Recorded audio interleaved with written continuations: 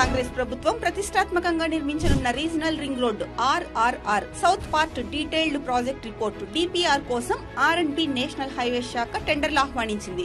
November 25వ తేదీ నుంచి Telangana website నుంచి టెండర్లను డౌన్లోడ్ చేసుకోవాలని నోటిఫికేషన్ లో పేర్కొంది. దీనికి డిసెంబర్ 16 వరకు గడువు విధించింది. ప్రాజెక్టు కన్సల్టెంట్ ఎంపికకు ప్రభుత్వం పలు అర్హతలను ఖరారు చేసింది. సుమారు 500 కిలోమీటర్ల హైవేలకు DPR రెడీ చేసిన అనుభవంతో పాటు వేల కోట్ల రూపాయలలో రోడ్లు నిర్మించిన అనుభవం ఉండాలని తెలిపింది.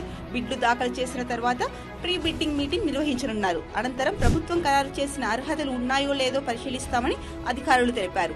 నార్త్ సౌత్ 2 భాగాలుగా నిర్మిస్తున్న ఈ ప్రాజెక్టులో నార్త్ పార్ట్స్ కు ఇప్పటికే కేంద్ర ప్రభుత్వం నేషనల్ హైవేస్ హోదా ఇచ్చింది. ఉమ్మడి మెదక్ జిల్లాలోని సంగారెడ్డి నుంచి ప్రారంభమై రంగారెడ్డి జిల్లా చేవెళ్ల, శంకరపల్లి మీదుగా మహబూబ్ నగర్ లోని ఆమనగల్లు, కందుకూరు, ఇబ్రహీంపట్నం నుంచి నల్గొండ జిల్లా